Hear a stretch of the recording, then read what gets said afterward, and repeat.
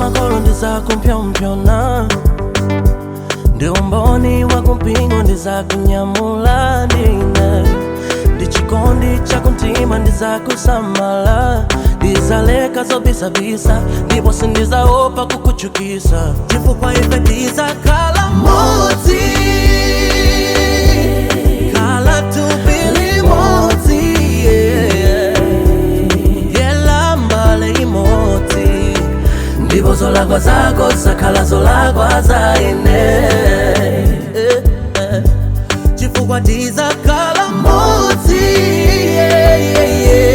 khala tupili modzi, yela mbale imodzi, ndipo zolakwa zako zakhala zolakwa za ine. Wapeza nkazi wapeza chintu chabwino, wosamalira Yehova mchitira chifundo, kodi ukhala temberero kapena mdalitso wanga, mayi wana wanga kodi ndiwe. Wapeza nkazi wapeza chintu chabwino,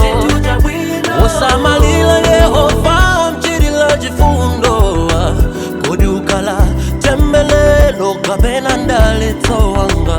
mayi wana wanga ndiwe. Chifukwa ife tizakhala modzi, khala tupili modzi, yela mbale imodzi,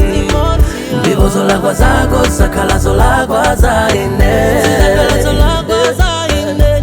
chifukwa tizakhala modzi, khala tupili modzi, yela mbale imodzi, ndipo zolakwa zako zakhala zolakwa za